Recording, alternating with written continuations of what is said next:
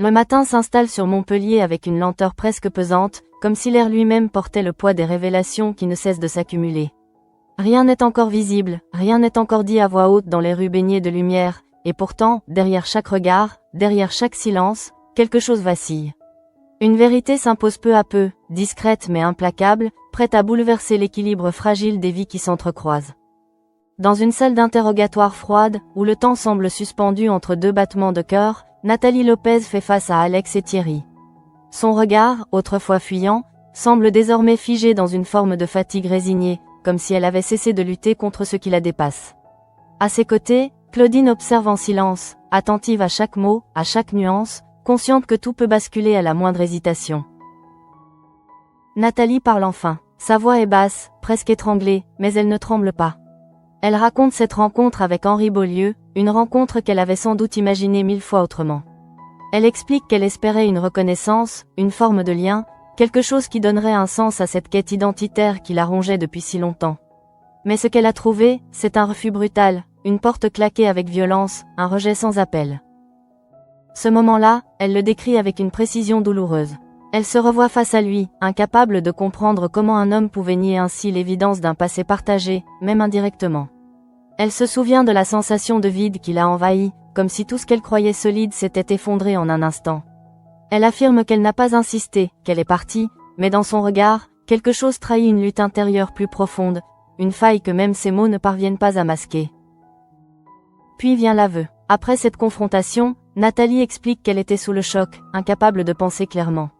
Elle dit avoir acheté de l'alcool, comme un réflexe, comme une tentative maladroite de calmer la tempête qui grondait en elle.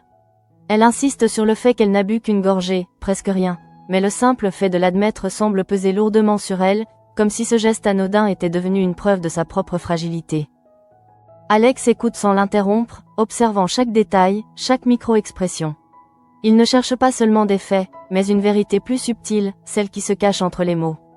Thierry, lui, reste en retrait, mais son regard est plus dur, plus méfiant. Quelque chose ne lui semble pas cohérent, quelque chose qu'il ne parvient pas encore à formuler clairement, mais qui s'impose comme une intuition persistante. C'est alors que la décision tombe, la garde à vue de Nathalie est prolongée. Une simple phrase, administrative en apparence, mais qui résonne comme une condamnation provisoire. Nathalie ferme les yeux un instant, absorbant le choc, comme si elle savait déjà que ce n'était que le début d'un long engrenage dont elle ne maîtrise plus rien. Pendant ce temps, à la Paillote, l'ambiance contraste violemment avec la tension de l'interrogatoire. Le bruit des vagues, les conversations étouffées, la routine quotidienne donnent l'illusion d'un monde encore intact. Mais Emma arrive en retard, et son visage suffit à briser cette illusion. Victor le remarque immédiatement. Il a cette capacité à percevoir ce que les autres tentent de cacher, et aujourd'hui, Emma ne cache rien. Elle s'approche de lui, hésitante, puis finit par parler. Elle avoue son inquiétude, cette angoisse sourde qui ne la quitte plus depuis l'arrestation de sa mère. Elle ne comprend pas tout, elle ne sait pas ce qui est vrai ou non, mais elle ressent profondément que quelque chose est en train de lui échapper. Victor l'écoute sans la juger, avec cette patience qui le caractérise, mais au fond de lui, il sait que les réponses qu'elle cherche ne seront pas simples à entendre. Dans un autre coin de la ville, Ève marche le long de la plage, accompagnée de Charles. Le vent soulève légèrement leurs cheveux, et pendant un instant, tout semble presque paisible. Pourtant, cette tranquillité n'est qu'apparente. Ève observe Charles avec une attention particulière.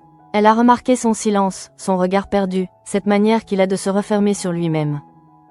Elle lui parle avec douceur, lui confiant qu'elle s'inquiète pour lui. Elle ne pose pas de questions directes, elle ne force rien, mais elle crée un espace où il pourrait, s'il le voulait, déposer ce qu'il ressent. Charles, de son côté, tente de maintenir une façade. Il répond, esquive, minimise, mais il ne peut pas totalement cacher ce qu'il habite. Il y a en lui une fatigue, une lassitude qui dépasse les mots. Ève, sans insister, lui explique sa propre manière de tenir le coup. Elle parle de son besoin d'agir, de se rendre utile, de ne pas rester immobile face à ce qui la bouleverse. Pour elle, l'action est une forme de thérapie, une façon de donner du sens à ce qui pourrait autrement la submerger. Elle espère qu'ils pourront se revoir, qu'ils pourront continuer à se soutenir, chacun à leur manière. Mais derrière ces paroles, il y a déjà une tension qui se dessine, une direction qu'Ève semble prendre sans mesurer pleinement les conséquences. Dans le même temps, Lucas apprend à Berthier que Nathalie est en garde à vue depuis la veille. La réaction de Berthier est immédiate, presque instinctive. Il refuse d'accepter cette situation, il parle de la faire sortir, comme si tout cela n'était qu'une erreur passagère. Mais cette réaction révèle surtout un attachement, une inquiétude qui dépasse le simple cadre professionnel. L'enquête, elle, continue d'avancer, pièce par pièce. Un détail attire particulièrement l'attention. Il y a 10 minutes entre le moment où Jeanne découvre le corps et celui où Nathalie quitte les lieux. 10 minutes, un intervalle minuscule en apparence, mais suffisant pour faire naître le doute. Thierry s'accroche à cette incohérence. Il ne sait pas encore ce qu'elle signifie, mais il sent qu'elle est importante. Et peu à peu, son regard se tourne vers Jeanne. Ce n'est pas une accusation, pas encore, mais une suspicion qui s'installe, insidieuse, difficile à ignorer. À cet instant précis, l'enquête cesse d'être linéaire. Elle devient un réseau complexe de possibles, où chaque vérité apparente peut cacher une autre réalité. Et pendant que les policiers tentent de démêler ce qui s'est réellement passé, Ève, elle, s'enfonce de plus en plus dans un autre monde, celui de la prison. Elle rend visite à une détenue, lui annonçant qu'elle pourra bientôt revoir son fils. La réaction de la femme est inattendue. Au lieu de joie, c'est l'angoisse qui domine. 2 ans sans voir son enfant, 2 ans qui ont creusé une distance presque irréversible. Ève comprend cette peur sans qu'elle ait besoin d'être formulée. Elle parle doucement, évoquant une expérience personnelle sans entrer dans les détails, comme une manière de créer un lien, de dire sans dire. Elle ne prononce pas le nom d'Elliot, mais sa présence est là, en filigrane, dans chaque mot, dans chaque silence. Cette implication émotionnelle devient de plus en plus évidente. Ève ne se contente plus d'aider, elle s'investit, elle s'immerge, au point de ne plus vraiment faire de distinction entre elle et les personnes qu'elle accompagne. C'est alors qu'une nouvelle idée prend forme, donner des cours de français aux détenus. Un projet concret, structuré, qui lui permettrait de s'engager encore davantage. Elle sait que sa candidature devra être étudiée, qu'elle devra attendre une réponse, mais au fond, la décision est déjà prise. Ève avance, sans regarder en arrière. Et sans le savoir, elle s'éloigne peu à peu de ceux qui, comme Manu, commencent à s'inquiéter de la voir disparaître dans cet engagement total. Au fil des heures, l'enquête semble perdre son apparente clarté pour glisser vers une zone plus trouble, plus instable, où chacun devient à la fois témoin, victime possible et suspect silencieux.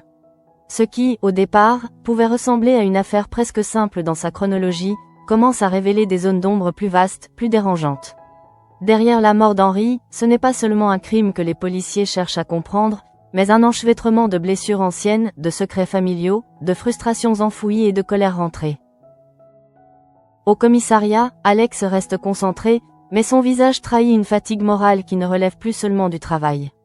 Il sait que cette affaire est en train de dépasser le simple cadre judiciaire. Dès qu'il est question de filiation, de vérité cachée, de liens de sang révélés trop tard, tout devient plus délicat. Il ne s'agit plus seulement de savoir qui a fait quoi, mais de mesurer l'impact humain de chaque révélation. Ce qu'il s'apprête à annoncer à Jeanne en est la preuve la plus brutale. Lorsqu'il la retrouve pour l'interroger de nouveau, Jeanne semble déjà fragilisée par ce qu'elle pressent sans encore oser le nommer. Elle tient bon en apparence, mais son regard n'a plus cette stabilité froide qu'elle essayait de conserver jusque-là. Il y a dans son silence quelque chose de nerveux, comme si une part d'elle savait déjà que la vérité allait lui tomber dessus avec la violence d'un passé longtemps repoussé. Alex choisit ses mots avec prudence. Il lui annonce que le test ADN a parlé. Nathalie est bien sa demi-sœur. La phrase reste suspendue quelques secondes dans l'air, comme si Jeanne avait besoin de temps pour comprendre que ce qu'elle redoutait, ou espérait peut-être dans un coin secret d'elle-même, vient de devenir irréfutable. Son visage se ferme d'abord, non par refus, mais par sidération. Ce n'est pas seulement une information qu'elle reçoit, c'est une secousse intime, une brisure dans la représentation qu'elle avait de son histoire familiale. Alex poursuit, lui racontant comment Nathalie a remonté la piste jusqu'à elle, comment un film de famille a permis de réveiller les souvenirs, comment cette quête n'était pas née d'une manipulation soudaine, mais d'un besoin viscéral de comprendre d'où elle venait. Plus il parle, plus Jeanne semble s'enfoncer dans une émotion qu'elle s'efforce désespérément de contenir. Ce qu'elle entend dépasse la simple découverte d'un lien de parenté. Cela remet en cause toute une mémoire familiale, tout un héritage émotionnel construit sur des manques, des silences et peut-être des mensonges. Elle paraît bouleversée, mais d'une manière presque contrôlée, comme si elle s'interdisait encore de ressentir pleinement ce que cela provoque en elle. Elle ne s'effondre pas, elle ne hausse pas la voix, elle ne réclame pas d'explication avec violence. Au contraire, ce calme soudain est presque plus inquiétant. Il ressemble à ce moment précis où l'esprit, débordé, se met en retrait pour ne pas être submergé. Alex le sent immédiatement. Il comprend que poursuivre l'interrogatoire dans cet état n'aurait aucun sens. Il met donc fin à l'échange pour la journée, non par faiblesse, mais par lucidité. Lorsque Jeanne se retrouve seule après cela, quelque chose se fissure en elle. Le mot demi-sœur continue de résonner dans sa tête avec une intensité étrange. Il n'a rien d'abstrait. Il évoque tout à coup un autre visage, une autre vie, un autre destin lié au sien sans qu'elle l'ait voulu. Et cette pensée est presque insupportable, parce qu'elle s'accompagne immédiatement d'une autre. Si Nathalie dit vrai, si ce lien existe, alors le drame en cours ne touche plus une étrangère, mais quelqu'un qui appartient désormais, même malgré elle, à son propre cercle intime. Pendant ce temps, Thierry continue de ruminer ses doutes. Il ne se satisfait pas des évidences, et cette affaire l'agace précisément parce qu'elle refuse de se laisser enfermer dans un schéma cohérent. Il repense à Jeanne, à ses réactions, à ce quelque chose qu'il n'a jamais vraiment senti chez elle depuis le début. Ce n'est pas encore une certitude, encore moins une preuve, mais une sensation persistante. Quelque chose sonne faux, ou plutôt, quelque chose semble incomplet, comme si Jeanne retenait une part d'elle-même à chaque échange. Ce doute n'a rien de rationnel dans sa forme première, mais Thierry a appris à se méfier de ses intuitions. Il sait qu'un dossier se joue souvent autant dans les détails concrets que dans les micro-déséquilibres humains. Un regard évité trop longtemps, une phrase trop maîtrisée, une émotion mal placée au mauvais moment. Il ne sait pas pourquoi Jeanne aurait tué Henri, et c'est précisément cette absence de mobile clair qui le freine. Pourtant, son nom s'impose de plus en plus dans sa pensée, non comme une réponse, mais comme une question incontournable. À cet instant, l'enquête ne repose plus seulement sur Nathalie Lopez. Une autre ligne s'ouvre en silence, plus discrète, plus dangereuse, parce qu'elle pourrait remettre en cause tout ce qui semblait établi jusque-là. Non loin de là, Emma tente de donner le change, mais son inquiétude devient de plus en plus difficile à contenir. Lorsqu'elle parle avec Lucas, sa voix laisse entendre cette peur qu'elle essayait encore de repousser. La garde à vue de sa mère est prolongée. Dire ces mots à voix haute, c'est presque leur donner une réalité plus terrible encore. Elle comprend que ce n'est plus un simple incident, plus une mauvaise journée, mais un processus judiciaire qui se déploie avec sa logique implacable. Et plus ce processus avance, plus elle craint que Nathalie ne soit broyée. Emma n'a pas seulement peur d'une condamnation ou d'une accusation. Ce qui l'angoisse, c'est la fragilité de sa mère, ce point de rupture intérieure qu'elle connaît mieux que quiconque. Elle sait combien Nathalie peut être traversée de tempêtes silencieuses, combien le poids de certaines humiliations peut la faire sombrer plus vite qu'elle ne l'admet. Alors son inquiétude n'est pas théorique. Elle est viscérale. Elle imagine sa mère seule, interrogée, scrutée, poussée dans ses retranchements, et elle redoute moins encore la justice que l'effondrement intime qui pourrait l'accompagner. Lucas l'écoute avec attention, et sa présence, même discrète, devient pour elle un appui précieux. Il n'apporte pas de solution miracle, il ne promet pas l'impossible, mais il est là, entièrement là, ce qui suffit parfois à empêcher la peur de se transformer en panique. Entre eux, les mots circulent sans grand éclat, mais avec une sincérité qui contraste avec le chaos environnant. Dans cet épisode où tant de relations se délitent ou se brouillent, leur échange a quelque chose de simple et de profondément humain. Parallèlement, Berthier encaisse lui aussi la nouvelle de l'arrestation de Nathalie avec une émotion qu'il ne parvient pas à masquer. Le choc se lit immédiatement sur son visage. Il ne raisonne pas en enquêteur, ni même en observateur extérieur, mais avec l'élan brut de quelqu'un qui refuse d'abandonner une personne à la machine judiciaire sans réagir. Lorsqu'il affirme qu'il faut la sortir de là, ce n'est pas un plan construit, c'est le cri spontané d'un homme heurté par ce qu'il découvre. Mais cette réaction révèle surtout à quel point Nathalie ne laisse personne indifférent. Elle n'est pas seulement au centre d'un dossier, elle devient le point de convergence de peur, de fidélité, de projections affectives parfois contradictoires. Chacun voit en elle quelque chose de différent, une femme perdue, une menteuse possible, une victime du passé, une menace latente, une mère fragile, une sœur retrouvée trop tard. Et cette multiplicité de regards rend la vérité encore plus difficile à atteindre. Dans un autre registre, une autre décision commence à se préparer en arrière-plan, une décision qui pourrait, elle aussi, faire bouger les lignes. Florent apprend que Nathalie Jiménez a récusé son avocat. L'information n'est pas anodine. Elle ouvre la possibilité qu'il reprenne le dossier, et avec elle, la perspective d'un coup de projecteur sur le cabinet. Florent le comprend immédiatement. Derrière l'enjeu juridique, il y a aussi un enjeu professionnel, médiatique, presque symbolique. Une affaire de cette ampleur pourrait modifier bien des équilibres. Mais lorsqu'il en parle à Johanna, il se heurte aussitôt à une mise en garde nette. Elle ne tourne pas autour du sujet. Nathalie Jiménez est, selon elle, folle, dangereuse, manipulatrice. Ce jugement n'a rien d'une simple exagération dictée par l'humeur. Il vient d'une perception profonde du danger que représente cette femme. Johanna ne cherche pas à contrôler Florent, elle reconnaît qu'il est assez grand pour prendre sa décision, mais elle lui transmet ce qu'elle pense avec une franchise totale. Ce moment entre eux a une intensité particulière. Il ne s'agit pas seulement d'un débat professionnel, mais d'une confrontation entre prudence et ambition, entre instinct de protection et attrait du défi. Florent écoute, sans se braquer, mais il reste troublé. Parce qu'au fond, il sent bien que Johanna n'exagère pas. Et pourtant, l'affaire l'attire. Peut-être par goût du combat, peut-être par conviction qu'un avocat ne choisit pas toujours ses dossiers en fonction du confort moral qu'il lui procure. Cette hésitation le place dans une zone inconfortable.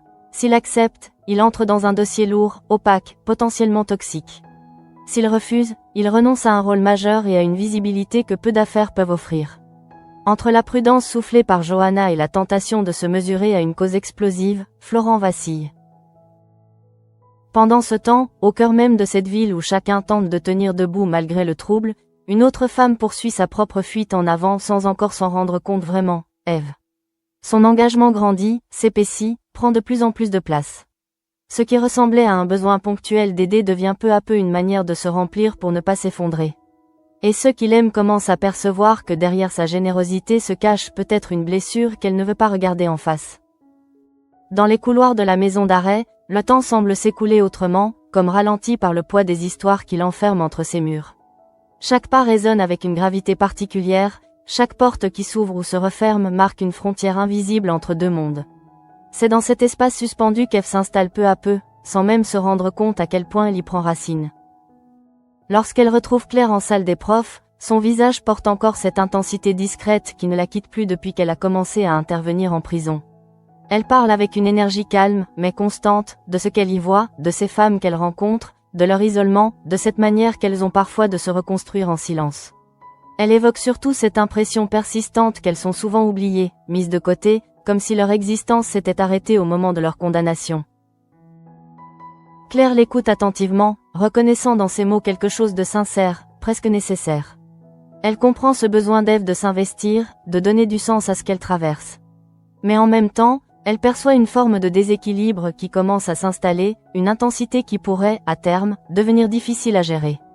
C'est pour cette raison qu'elle propose une aide concrète. Elle connaît Caroline, la conseillère d'insertion de la prison. Elle pourrait parler du dossier d'Ève, appuyer sa candidature pour les cours de français. Cette proposition agit comme un encouragement, presque comme une validation officielle de ce qu'Ève ressent déjà au fond d'elle-même. Ce projet n'est plus seulement une idée, il devient une possibilité réelle, structurée. Et dans l'esprit d'Ève, cette perspective s'impose avec une évidence troublante. Elle ne doute plus, elle avance. Mais cette avancée n'est pas sans conséquence. Dans le même temps, Manu observe cette évolution avec une inquiétude grandissante. Il ne s'agit pas d'une opposition frontale, ni d'un refus catégorique. Il connaît Ève, il sait qu'elle agit toujours avec sincérité. Mais il sent qu'elle dépasse une limite, qu'elle s'engage au-delà de ce qu'elle peut supporter sans se perdre elle-même. Lorsqu'il lui en parle, ses mots sont mesurés, presque retenus. Il ne cherche pas à l'arrêter, seulement à lui faire prendre conscience. Il lui dit qu'elle en fait beaucoup, peut-être trop, entre son travail au lycée, ses visites en prison, et maintenant ce projet de cours. Il insiste sur un point essentiel, elle doit se préserver. Mais Ève ne reçoit pas ces paroles comme une alerte. Elle les entend, mais elle ne les intègre pas vraiment. Pour elle, se préserver reviendrait à ralentir, à se retirer, à accepter une forme d'impuissance qu'elle refuse profondément. Elle explique à Manu que ce besoin d'agir n'est pas un choix, mais une nécessité. C'est ce qui lui permet de tenir, de ne pas sombrer dans quelque chose de plus sombre encore. Ce dialogue, pourtant calme en apparence, révèle un décalage profond entre eux. Manu parle en termes de protection, Ève en termes de survie intérieure. Ils ne sont pas en désaccord sur le fond, mais ils ne regardent pas la situation depuis le même endroit.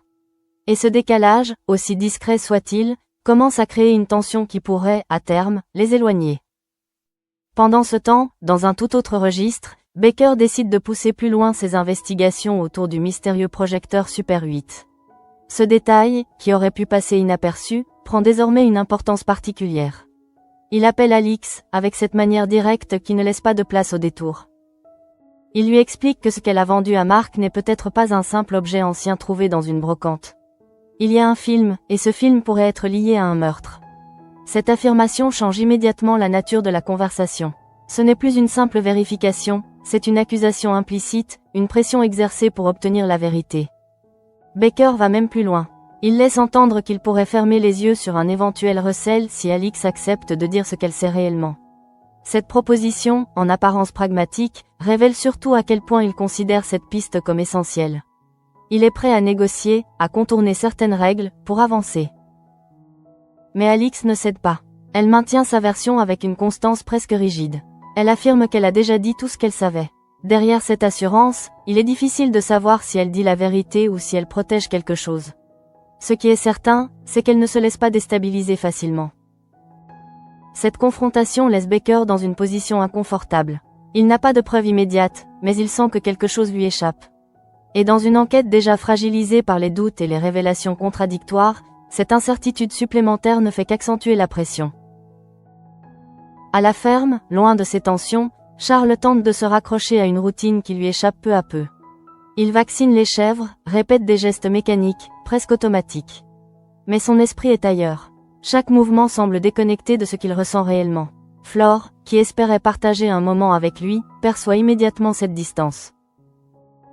Lorsqu'elle lui propose de passer du temps ensemble, Charles refuse, sans brusquerie, mais avec une fatigue évidente. Il n'a pas la tête à ça. Cette phrase, simple en apparence, en dit long sur son état intérieur. Il ne s'agit pas d'un manque d'envie ponctuel, mais d'un repli plus profond, d'une incapacité à se projeter dans quelque chose de léger, de normal. Plus tard, un message de Muriel apparaît sur son téléphone. « Comment tu vas ?» Une question banale, presque anodine, mais qui prend une résonance particulière dans ce contexte. Charles regarde l'écran sans répondre immédiatement. Ce simple message met en lumière son isolement, cette difficulté à exprimer ce qu'il ressent, même à ceux qui se soucient de lui. Son silence n'est pas un refus, mais une incapacité. Comme si mettre des mots sur son état revenait à reconnaître pleinement ce qui ne va pas. Dans un autre lieu, Eve poursuit ses visites en prison. Elle retrouve une détenue à qui elle annonce une nouvelle importante, elle va pouvoir revoir son fils. Mais au lieu de la joie attendue, c'est une angoisse palpable qui se manifeste. La femme n'a pas vu son enfant depuis 2 ans. Le temps a creusé une distance qui ne se comble pas en un instant. Eve perçoit immédiatement cette peur. Elle ne la juge pas, ne la minimise pas. Au contraire, elle l'accompagne, doucement, en lui parlant d'une expérience personnelle, sans entrer dans les détails. Elle évoque un lien, une séparation, une reconstruction possible. Elle parle sans nommer Elliot, mais tout dans son discours y renvoie. Ce moment est révélateur. Eve ne se contente plus d'aider, elle s'implique émotionnellement, profondément. Elle projette une part d'elle-même dans chaque situation, dans chaque échange. Et si cela lui permet de créer un lien fort avec ces femmes, cela l'expose aussi à une forme d'épuisement émotionnel dont elle ne mesure pas encore l'ampleur. Dans ce même mouvement, son projet de cours de français prend encore plus de sens. Elle ne veut pas seulement être présente, elle veut structurer cette présence, lui donner une forme durable. Elle imagine déjà ces moments d'apprentissage, ces instants où les détenus pourraient retrouver une forme de dignité à travers la langue, la compréhension, l'expression. Mais cette projection, aussi noble soit-elle, renforce encore l'inquiétude de ceux qui l'entourent. Car plus Eve avance, plus elle semble s'éloigner d'un équilibre qui lui permettrait de rester ancrée dans sa propre vie. Elle construit quelque chose, certes, mais au prix d'un investissement total qui laisse peu de place au recul. Et Manu, en observant cela, commence à ressentir une forme d'impuissance. Il voit ce qui se passe. Il comprend les raisons, mais il ne sait pas comment intervenir sans risquer de briser ce qui, pour Eve, est devenu essentiel. Cette sensation d'impuissance, discrète mais persistante, devient peu à peu le cœur de leur relation dans cet instant précis. Non pas une rupture, non pas un conflit ouvert, mais une tension silencieuse, nourrie par l'inquiétude d'un côté et la détermination de l'autre. Et pendant que chacun avance à sa manière, entre doute, engagement et révélation, une question reste suspendue, invisible mais omniprésente. Jusqu'où Eve ira-t-elle avant de vaciller ? Au cœur du commissariat, l'atmosphère s'alourdit à mesure que les heures passent, comme si chaque information nouvelle ne faisait qu'ajouter une couche supplémentaire d'incertitude à une affaire déjà instable. Rien n'avance de manière linéaire, rien ne se résout avec la simplicité attendue. Au contraire, chaque piste semble ouvrir sur une autre, plus complexe, plus troublante encore, et les certitudes d'hier deviennent peu à peu les doutes d'aujourd'hui. Thierry, plus que jamais, reste accroché à cette sensation persistante que quelque chose lui échappe. Ce n'est pas une preuve, ni même un indice concret, mais une impression qui ne le quitte pas depuis le début. Il repense encore et encore à Jeanne, à sa manière de répondre, à ce calme presque trop maîtrisé qu'elle affiche face à des révélations qui devraient la bouleverser davantage. Ce n'est pas l'absence d'émotion qui le trouble, mais la manière dont elle semble choisir ce qu'elle montre et ce qu'elle retient. Il sait que ce type d'intuition peut être dangereux, qu'il peut conduire à des erreurs s'il n'est pas appuyé par des faits. Pourtant, il ne parvient pas à s'en détacher. Et dans une enquête où les éléments concrets restent fragiles, ses impressions prennent une place qu'il aurait préféré éviter.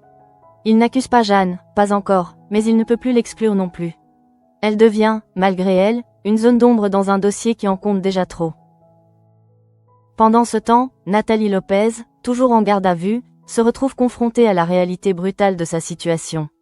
Le temps n'a plus la même valeur dans cet espace clos, où chaque minute s'étire jusqu'à devenir presque insupportable. Elle est seule avec ses pensées, avec le poids de ses aveux, avec cette impression que tout ce qu'elle a essayé de reconstruire s'effondre à nouveau. Elle repense à cette rencontre avec Henri, à cette porte claquée, à ce rejet qui a réveillé en elle une douleur ancienne, profondément enfouie. Elle se demande si tout cela aurait pu être différent, si elle aurait pu agir autrement, parler autrement, insister davantage ou au contraire partir plus tôt. Mais ces questions restent sans réponse, et ne font que nourrir une culpabilité diffuse, difficile à définir. Ce qui la ronge le plus, ce n'est pas seulement l'accusation qui pèse sur elle, mais le regard des autres, cette manière dont elle sent déjà qu'elle est jugée, classée, réduite à une version d'elle-même qu'elle ne reconnaît pas totalement. Elle a dit la vérité, ou du moins une vérité, mais elle sent que cela ne suffit pas. Parce que dans ce type d'affaires, la vérité n'est jamais un bloc unique. Elle est fragmentée, interprétée, parfois déformée. Et pendant qu'elle tente de tenir, de ne pas céder à la panique, à l'extérieur, ceux qui tiennent encore à elle s'agitent, chacun à leur manière, sans réellement savoir comment l'aider. Emma, de son côté, continue de lutter contre une peur qui prend de plus en plus de place. Elle essaie de rester forte, de ne pas se laisser submerger, mais chaque nouvelle information fragilise un peu plus cet équilibre précaire. Elle imagine sa mère seule, enfermée, interrogée, et cette image devient presque obsédante. Ce qui la trouble le plus, c'est l'incertitude. Ne pas savoir exactement ce qui se passe, ne pas comprendre les détails, ne pas pouvoir intervenir. Elle est tenue à distance, comme si tout se jouait dans un monde auquel elle n'a pas accès. Et cette impuissance nourrit une angoisse qui ne trouve aucun exutoire. Lucas reste à ses côtés, avec cette présence discrète mais constante qui devient pour elle un point d'ancrage. Il ne promet rien, ne minimise pas la situation, mais il l'accompagne dans ce moment difficile, sans chercher à combler les silences. Leur échange est simple, presque fragile, mais il a une valeur essentielle, il empêche Emma de sombrer dans une solitude totale. Dans un autre registre, la situation de Nathalie Jiménez continue de susciter des tensions au sein du cabinet. Le fait qu'elle ait récusé son avocat ne passe pas inaperçu. C'est un geste fort, qui traduit une volonté de reprendre le contrôle, de ne plus subir les décisions prises pour elle. Mais c'est aussi un signal inquiétant, car il laisse entendre qu'elle pourrait chercher à manipuler le cadre juridique à son avantage. Florent se retrouve face à une décision qui dépasse le simple choix professionnel. Accepter de représenter Nathalie Jiménez, c'est entrer dans un dossier complexe, instable, potentiellement dangereux. Refuser, c'est rester en retrait, mais aussi laisser passer une affaire qui pourrait marquer un tournant dans sa carrière. Les paroles de Johanna continuent de résonner en lui. Elle a été claire, directe, sans détour. Elle voit en Nathalie Jiménez une femme manipulatrice, imprévisible, capable de retourner n'importe quelle situation à son avantage. Ce jugement, venant d'elle, ne peut pas être ignoré. Il ne s'agit pas d'un simple avis, mais d'une alerte. Et pourtant, malgré cette mise en garde, Florent hésite encore. Parce qu'au fond, il est attiré par ce type de défi, par ces affaires où rien n'est évident, où tout reste à construire.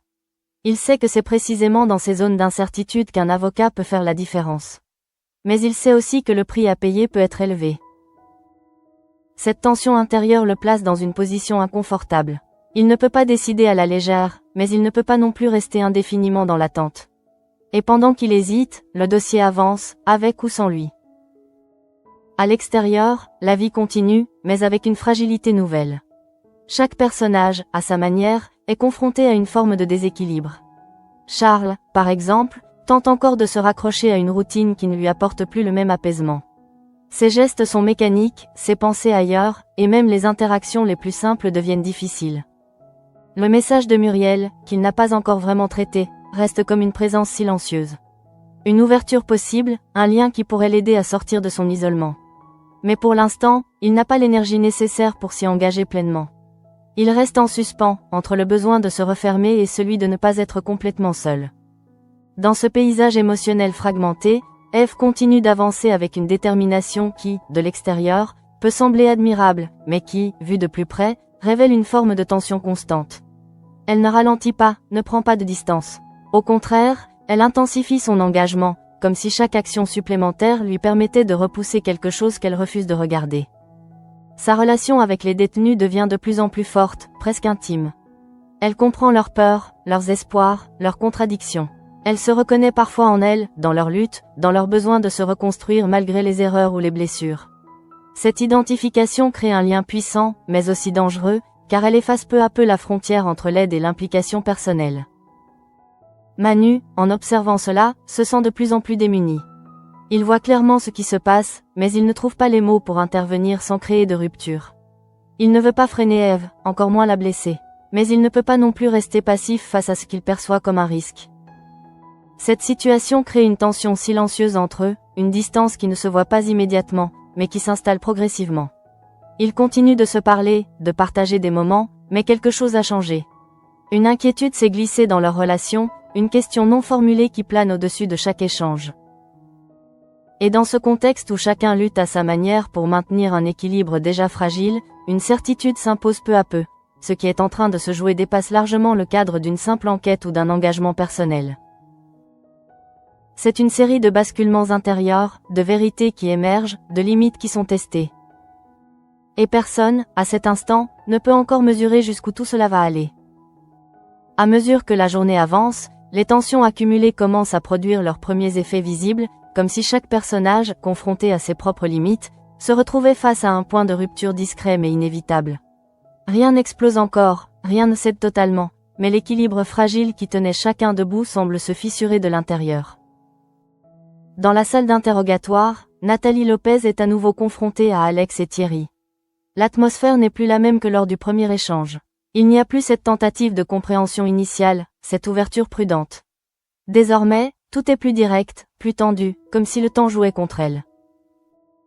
Alex reprend calmement les éléments déjà évoqués, mais cette fois, il insiste sur les incohérences. Il revient sur cette fameuse rencontre avec Henri, sur le moment précis où tout aurait basculé. Il cherche à comprendre, non seulement ce qui s'est passé, mais ce qui n'a pas été dit. Car dans cette affaire, les silences pèsent presque autant que les paroles. Nathalie, elle, tente de rester cohérente. Elle répète sa version, s'accroche à ce qu'elle a déjà déclaré, comme à une ligne de survie. Mais plus les questions se précisent, plus elle semble vaciller intérieurement. Ce n'est pas une contradiction flagrante qui apparaît, mais une fatigue, une lassitude qui rend chaque réponse plus fragile. Thierry, de son côté, ne la lâche pas. Il observe, analyse, guette la moindre faille. Il ne cherche pas seulement à vérifier des faits, mais à provoquer une réaction, un moment où le masque pourrait tomber. Et même s'il ne dispose pas encore d'un élément décisif, il sent que quelque chose se joue là, sous la surface. À cet instant, Nathalie comprend que la situation lui échappe totalement. Elle n'est plus dans une tentative d'explication, mais dans une position de défense permanente. Chaque mot peut être interprété, chaque hésitation peut devenir suspecte. Et cette pression constante finit par l'atteindre bien plus profondément qu'elle ne le laisse paraître. Lorsqu'elle se retrouve seule quelques instants, un doute terrible s'installe en elle. Non pas sur ce qu'elle a fait, mais sur ce que les autres vont croire qu'elle a fait. Et cette nuance est essentielle. Car dans un système où la vérité est construite à partir d'indices, de témoignages et d'interprétations, il suffit parfois d'un décalage, d'un malentendu, pour que tout bascule. Dans un autre bureau, Alex fait le point avec Thierry. Leurs échanges sont plus tendus qu'à l'habitude. Alex reste attaché à une approche méthodique, fondée sur les faits, sur ce qui peut être prouvé. Thierry, lui, continue de défendre son intuition, ce sentiment que Jeanne pourrait ne pas être aussi étrangère à cette affaire qu'elle le prétend. Cette divergence crée une friction entre eux. Ce n'est pas un conflit ouvert, mais une opposition de méthode, de manière de penser. Alex refuse de tirer des conclusions sans preuves solides. Thierry, lui, considère que l'intuition fait partie intégrante du travail d'enquêteur, surtout lorsque les éléments matériels sont insuffisants. Ce débat n'est pas anodin. Il reflète une tension plus large dans l'enquête elle-même, une oscillation constante entre certitude et doute, entre logique et ressenti.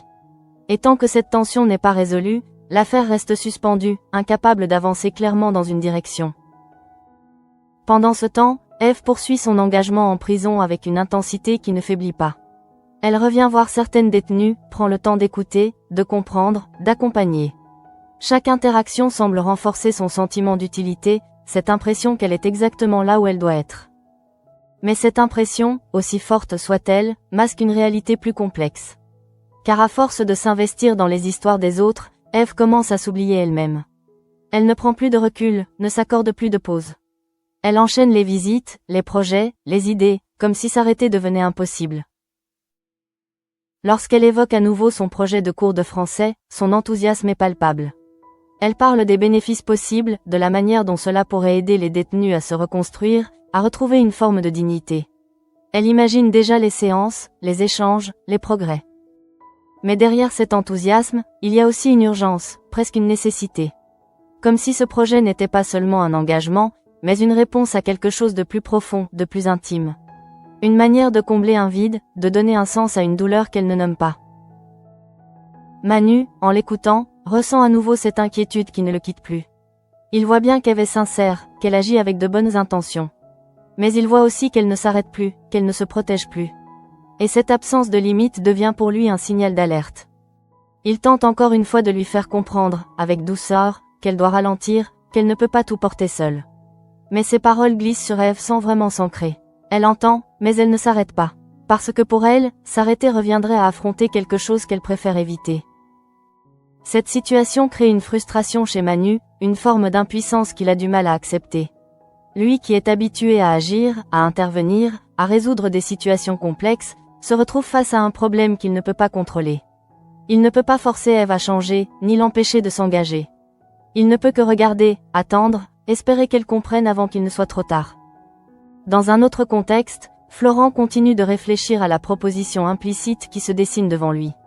Représenter Nathalie Jiménez ne serait pas une simple affaire parmi d'autres. Ce serait un engagement lourd, une plongée dans un dossier où les certitudes sont rares et les risques nombreux. Les paroles de Johanna résonnent encore, comme un avertissement qu'il ne peut pas ignorer. Elle a insisté sur le caractère dangereux de cette femme, sur sa capacité à manipuler. Et pourtant, cette complexité même attire Florent.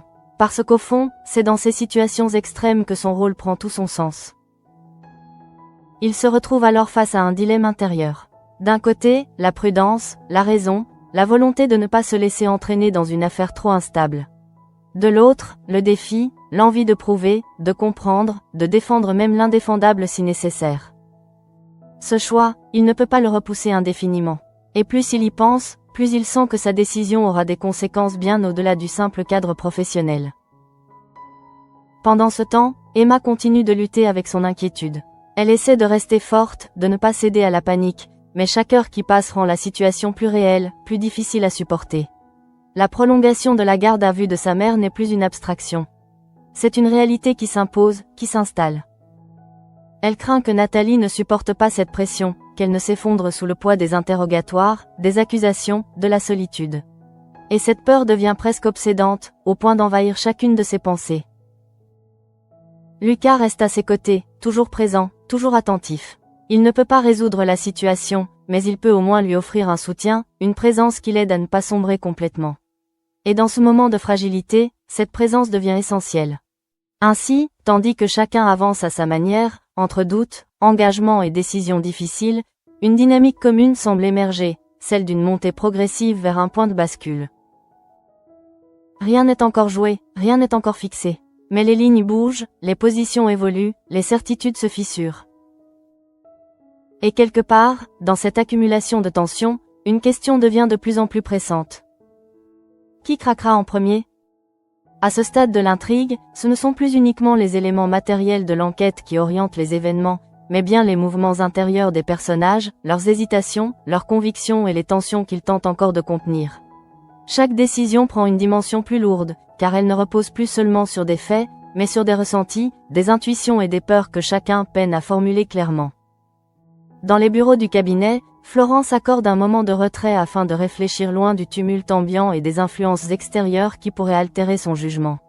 La situation qui s'offre à lui dépasse largement le cadre d'un simple choix professionnel, puisqu'il comprend que représenter Nathalie Jiménez reviendrait à s'engager dans une affaire instable, où les repères habituels risquent de disparaître au profit d'une dynamique plus imprévisible.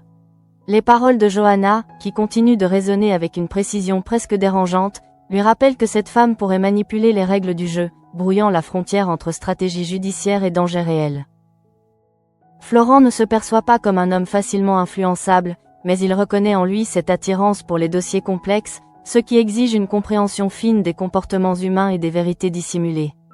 Toutefois, une forme d'hésitation plus profonde s'impose à lui, non pas liée à la crainte d'un échec professionnel, mais à l'intuition qu'en acceptant ce dossier, il pourrait être entraîné dans une relation où la maîtrise lui échapperait progressivement. Cette réflexion, qui s'installe dans la durée, témoigne d'un basculement intérieur où l'ambition et la prudence entrent en tension sans parvenir à se départager clairement. Au commissariat, l'enquête poursuit son chemin de manière plus incertaine, comme si elle avançait désormais sur un terrain mouvant où chaque certitude pouvait être remise en cause à tout instant. Alex et Thierry continuent de travailler ensemble, mais leurs approches respectives révèlent une divergence de plus en plus marquée, qui ne relève pas d'un conflit personnel mais d'une conception différente du travail d'enquête.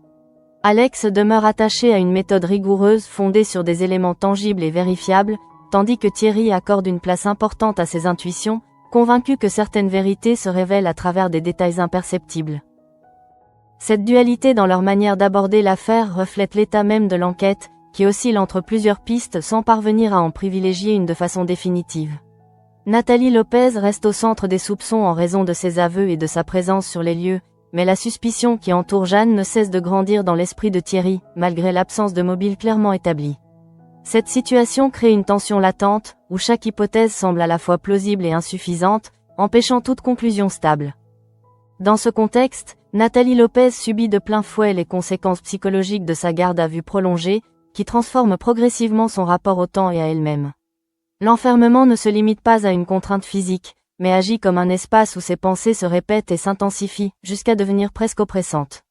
Elle tente de rester fidèle à sa version des faits, mais elle prend conscience que la manière dont ses paroles seront interprétées lui échappe totalement, ce qui fragilise son sentiment de contrôle sur la situation. Ce décalage entre ce qu'elle a vécu et ce que les autres perçoivent devient une source d'angoisse profonde, car il remet en cause sa capacité à être comprise. Elle ne lutte plus seulement pour défendre son innocence ou expliquer ses actes, mais pour préserver une image d'elle-même qui ne soit pas entièrement définie par les soupçons qui pèsent sur elle. Cette lutte intérieure, silencieuse mais intense, contribue à accentuer son isolement et à renforcer le sentiment qu'elle se trouve enfermée dans une réalité qui lui échappe. À l'extérieur, Emma ressent cette tension de manière indirecte mais tout aussi éprouvante, car l'absence d'informations précises nourrit une inquiétude qui ne cesse de grandir.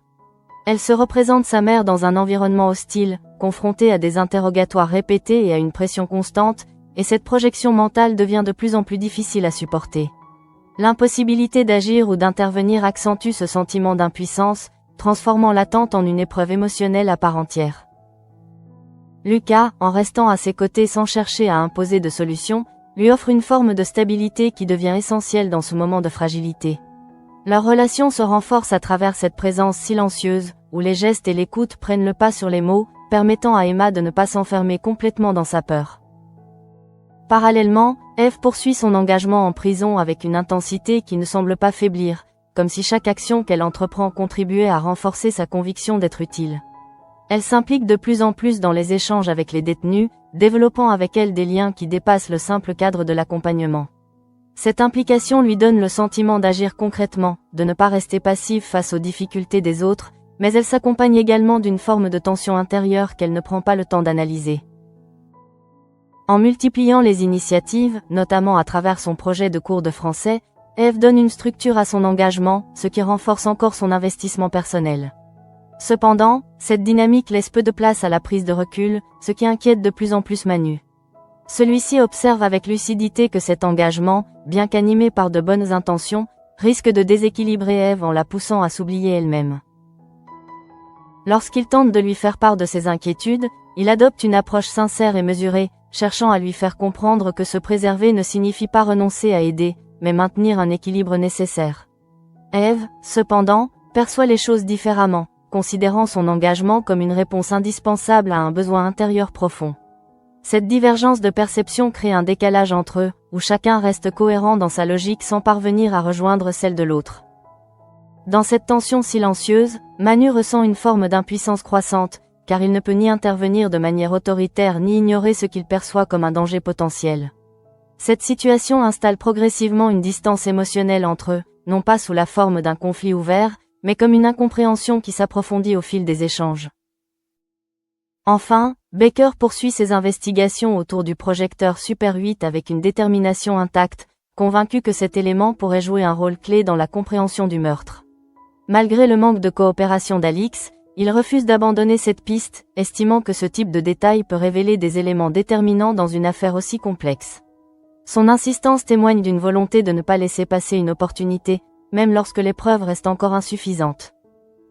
Ainsi, l'ensemble des trajectoires individuelles convergent vers une montée progressive des tensions, où les certitudes s'effritent, les doutes se renforcent et les engagements prennent une dimension de plus en plus absolue.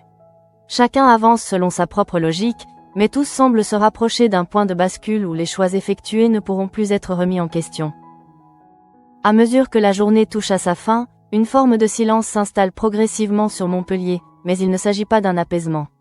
C'est un silence chargé, presque oppressant, comme si chaque personnage retenait encore quelque chose qui ne demandait qu'à surgir.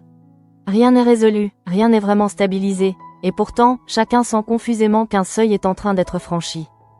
Dans les locaux du commissariat, les lumières restent allumées plus longtemps que d'habitude, signe que l'affaire ne peut pas être mise de côté, même pour quelques heures. Alex relit les éléments du dossier avec une attention redoublée, cherchant à remettre de l'ordre dans une chronologie qui lui échappe par endroits. Il tente de reconstruire les faits, d'assembler les pièces du puzzle, mais plus il avance, plus il ressent cette impression dérangeante que certaines parties manquent encore. Thierry, lui, ne quitte pas vraiment Jeanne des yeux, même lorsqu'elle n'est pas physiquement présente.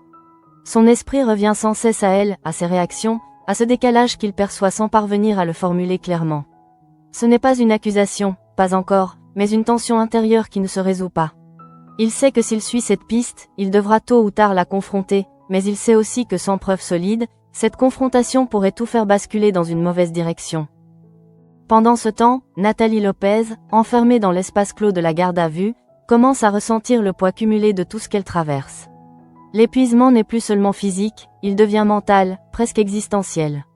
Elle se retrouve face à elle-même, sans échappatoire, confrontée à ses choix, à ses émotions, et à la manière dont tout cela est en train d'être perçu par les autres.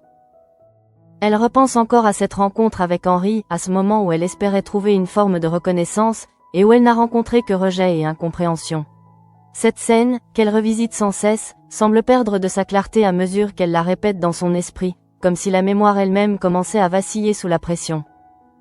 Ce qui la trouble le plus, ce n'est plus seulement ce qu'elle a vécu, mais ce que cela signifie désormais. Elle comprend que cette rencontre, qui était au départ une quête personnelle, est devenue le centre d'une affaire qui la dépasse complètement. Et dans cette transformation, elle a perdu toute maîtrise. À l'extérieur, Emma tente de trouver une forme de réconfort dans ce qui lui reste de certitude, mais celle-ci s'effrite peu à peu. Elle ne sait plus à quoi se raccrocher. Chaque information nouvelle, chaque silence, chaque attente renforce l'idée que la situation pourrait lui échapper définitivement. Lucas continue de l'accompagner avec cette présence discrète mais essentielle, offrant un soutien qui ne repose pas sur des promesses, mais sur une constance rassurante. Leur lien, dans ce contexte, devient un espace où Emma peut encore respirer, même brièvement, loin de l'angoisse qui l'envahit. Dans un autre lieu, Florent semble avoir atteint un point où l'hésitation n'est plus possible.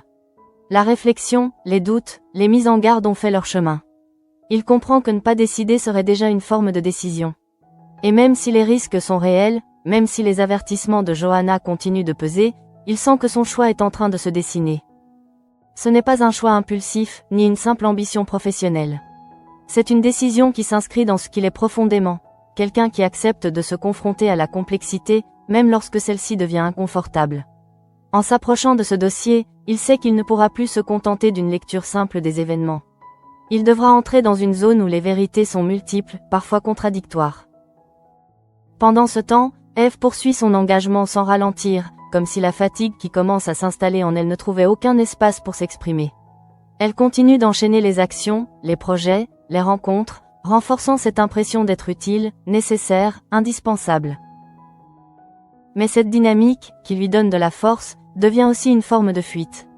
Elle ne s'arrête pas, ne prend pas le temps de se confronter à ce qu'elle ressent réellement. Et plus elle avance, plus elle s'éloigne d'un équilibre qui lui permettrait de rester pleinement présente à elle-même. Manu, en observant cela, ressent une inquiétude qui ne peut plus être ignorée.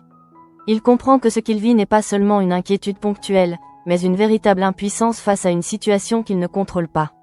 Il voit Eve s'engager, s'épuiser peut-être, sans pouvoir réellement intervenir. Ce sentiment d'impuissance devient le cœur de son conflit intérieur. Il ne veut pas briser ce qui fait la force d'Eve, mais il ne peut pas non plus accepter de la voir se perdre. Et dans cette tension, il se retrouve sans solution évidente, contraint d'attendre, d'observer, d'espérer. Enfin, dans l'ombre de cette enquête, Baker continue de suivre la piste du projecteur Super 8 avec une détermination intacte. Il sait que ce type d'élément, en apparence secondaire, peut révéler des vérités essentielles. Et même si les réponses ne viennent pas encore, il persiste, convaincu que cette direction finira par porter ses fruits. Ainsi, à la fin de cette journée, rien n'est résolu, mais tout a évolué. Les liens se resserrent ou se fragilisent. Les doutes deviennent plus précis. Les décisions commencent à se dessiner. Et au centre de tout cela, une tension invisible continue de grandir, prête à éclater au moindre événement. Manu observe Eve, Eve avance sans regarder en arrière, et quelque part, une question reste suspendue, plus forte que toutes les autres. Jusqu'où ira-t-elle avant de craquer ?